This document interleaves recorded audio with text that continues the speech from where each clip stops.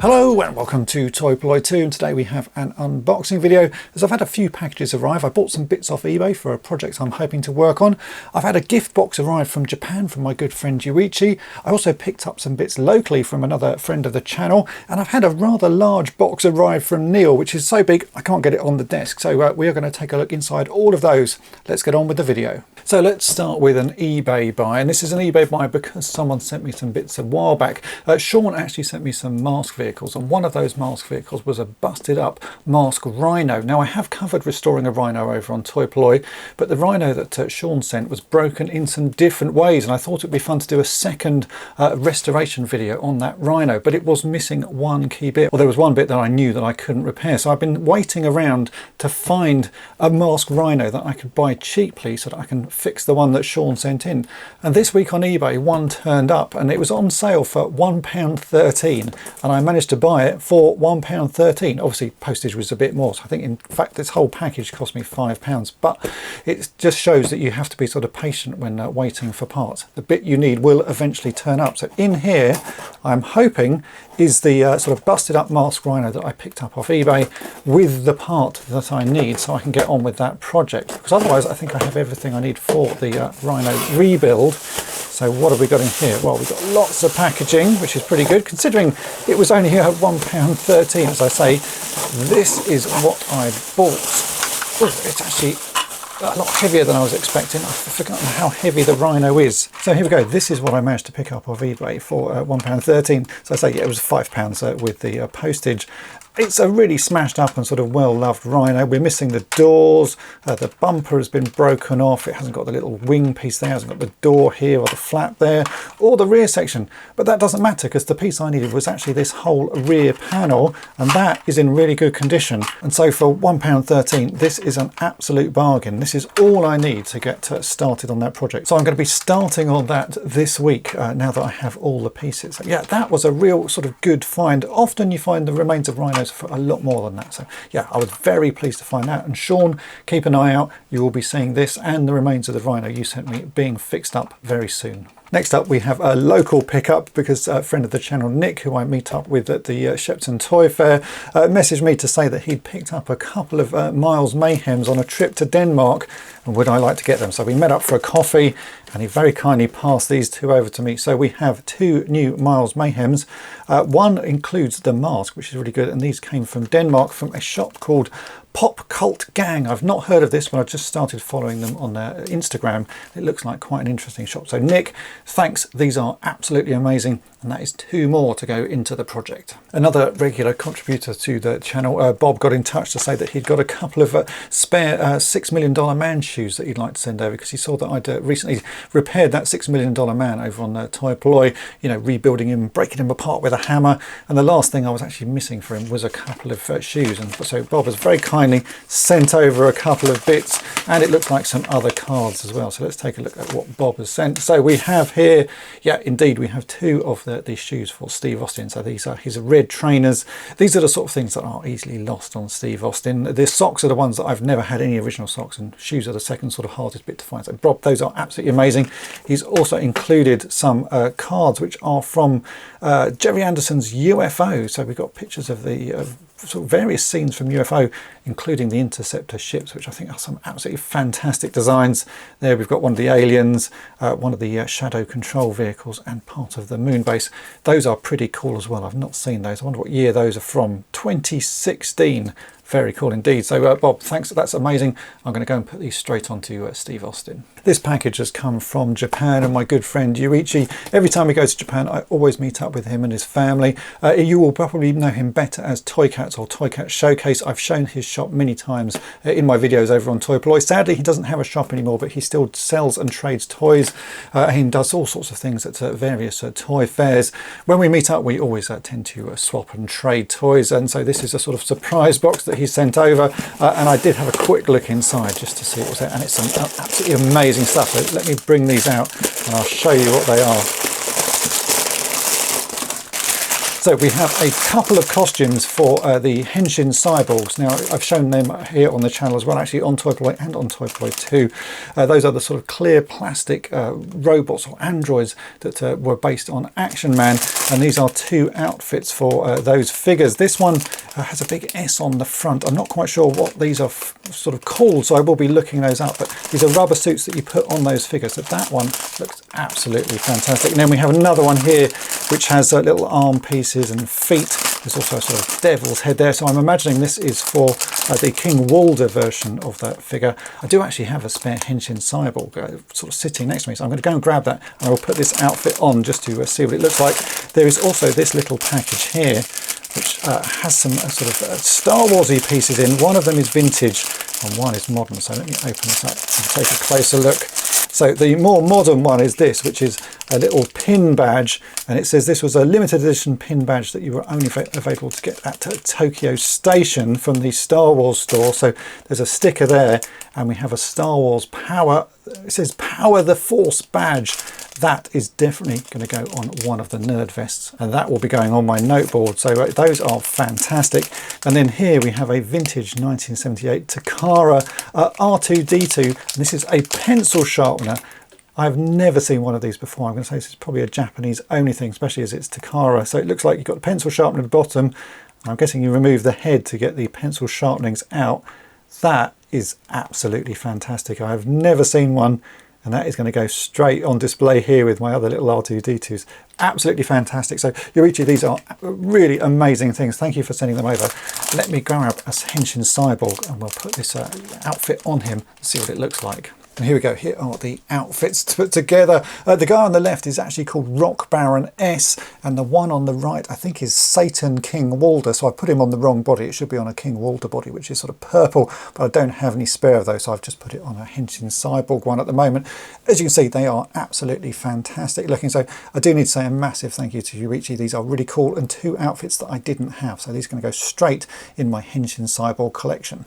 And finally, we have this rather large pile of stuff. As I said, the box this came in was a bit too big to even sort of get into my room. So I've just emptied everything out. It's all been very well packed, and we will open that in a minute. This has all come from Neil, who got in touch to ask if I wanted some pieces that he'd found, I think in his garage or in his loft. And there were some bits in there that are projects that I've really wanted to work on for a long time, as a M.A.S.K project especially. This might give you an idea, this little piece sticking out here. And he's very kindly sent these over to me. So let me read you the note that he sent over. It says, "Hi Dave, love your channel. It's made me dabble in repairing some of my childhood toys. Who would have thought Lego had more use than just building and causing injuries when stepped on? I hope the package has made it to you in one piece. It was a pain to get a box that everything would fit into. I can see why, because it's absolutely massive stuff. Inside is," oh, I'm not going to mention the bits that are inside. We'll go through each as we go. "The toys are a little worse for wear, as I was a kid that had a great imagination, but I'm sure that you can use them for parts or make them better than you with your amazing skills. I'm sure I have some bits for the," oh, I'm not going to mention that because that's the one that we're going to open. So Neil, thank you. This is absolutely amazing. Let's get on and open some of these packages and see what you've sent in. Right, we'll start with these 2 bits in the middle, because I know this is from one particular toy line. I sort of recognise it straight away. So these are pieces from Micronauts, and I think these are parts from the Micronauts Exploration Lab or something like that. It's one of the bigger sets. It doesn't actually look that interesting when you see the set, 'cause it's sort of weird thing, which is a spaceship with a big tower sticking out the top of it. I do have a good chunk of it. I'm still searching for a few bits and bobs to sort of finish it off, and I think these are sort of pieces from the base section. So yeah, this is the Micronauts. I'm going to say it's the Exploration Lab or something like that. Sort of just a couple of pieces from it. Very well played with, very yellowed, but some useful pieces nonetheless. So those will go in my spares pot for future projects. But yeah, you can see a Micronauts Time Traveller would sit in that section there. Again, there's space for one to sit in there, and a couple of others actually. But as you can see, some very useful parts, but very well played with. Then we come on to a couple of smaller ones here, and this will give you an idea of what the bigger thing is that's taking up most of my desk at the moment. So let me open these and you can see what this is. There you go. So this is a little M.A.S.K vehicle. I think this is called the Iguana.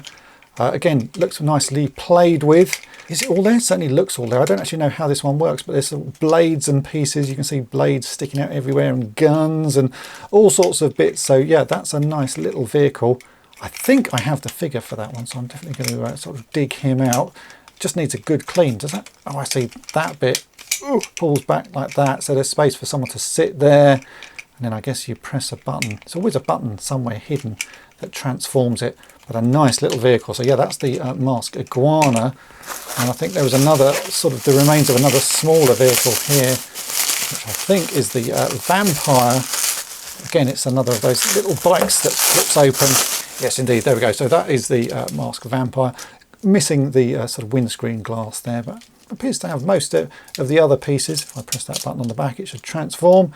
That's actually not in bad condition. It's got a couple of missiles there missing in the windscreen, but that's a pretty nice little vehicle. So this should give you a clue as to what this is. So I'm going to rearrange my desk again, and let's start opening some of the other packages. Let's start with this, because I think this is the key item that the whole thing is named after. And there we go. This is the boulder for Boulder Hill. So that's what this whole set is, or the remains of this whole set. So this is the boulder.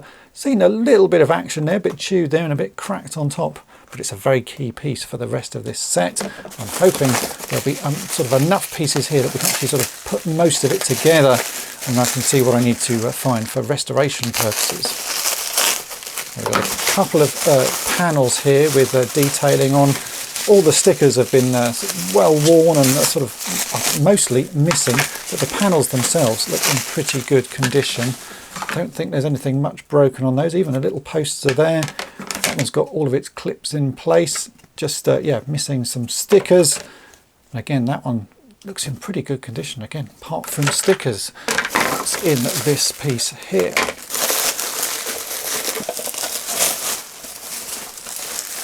So another chunk of Boulder Hill. This is the bit that sort of rotates out. Again, not in bad condition. It doesn't look like any of the clips are broken. It's a bit yellowed and a bit sort of battered and well played with, but no major pieces of damage. Maybe there's a bit missing there. No, maybe not. I don't know. That looks pretty good. So we have a few more pieces here, including little Scott tracker there. So we've got more pieces. I think that's part of the sign. We've got part of one of the gas pumps, and I'm guessing that is part of the door section there. So again, a few more pieces. We have a big bit of rock here. I've got another bit of sort of panelling in this one. So let's open this up. All right, this piece even says M.A.S.K on it. Certainly got quite a good chunk of this set. So I'm going to open the last few bits and I'll try and put it together and we can see what it looks like. Okay, as you can see, I've managed to put most of it together. Well, you can almost see because this thing is huge. I hadn't realised quite how large it was. My filming desk is not the sort of biggest of areas, and this thing is taking up all of that. Even with the camera pulled back, you can barely see everything. But I've got a good chunk of the Boulder Hill playset here. You can see we've got one of the pumps at the front. We're missing one of those. We don't have the sign that sits on that side, but we do have the sort of flip down panel and the gun that is in that section. Don't have the sort of jail cell. I think that piece is missing. And on the main front part, as you can see here, we are missing one of the doors. Oh, that's a nasty noise, but if I close that round, you can see we do actually have that panel that flips up. So we've got a good chunk of it. There's a sort of a big section missing, or lots of little pieces missing. The boulder is there. I'll just bring that down. And the gun that sort of sits underneath the boulder is also there. It's a really pretty lovely set. There's, you know, lots of work to do on it. It does need a very good clean. We're missing pretty much all of the stickers, and the stickers that are left are pretty damaged. But it's going to be a fun project. So Neil, thank you ever so much for sending this over. I'm going to have to start hunting now and see if I can find all of the missing pieces that I need. I know there are a few sort of easy bits to get, and I think there are going to be some sort of harder pieces. But I can see we have the trap door thing that's there. So if I push that little button there, you can see the little door flips down. So we've got some of the smaller pieces. But yeah, it's going to be a really fun project. If I turn it round, you can just about see in the back of it, so you can see all the pieces we have. That's the bit that controls the sort of pumps at the front. That is the gun that sticks out the front, so we have that little piece there. But yeah, there's a few pieces missing, but it's going to be a really fun project. I'm really looking forward to tracking all the parts down and getting this looking as good as new again. So there we go, that is it for this unboxing. As you can see, I can't even get it all in the frame. Boulder Hill is just too large to film, but thanks to everybody who's sent pieces in. As you can see, there's some really fun projects to come on Toy Polloi. I'm going to be working on the M.A.S.K Rhino first, because that is the last piece that I needed to get that fixed up. And in the meantime, I'm going to start hunting down parts for Boulder Hill, because that does look like a really fun playset. So hopefully you have enjoyed this video. If you have, then make sure to hit the subscribe button and tap the bell to be notified each time I upload a new video. And if you've really enjoyed it, then why not head on over to my main channel, Toy Polloi, and subscribe there as well. And thanks for watching.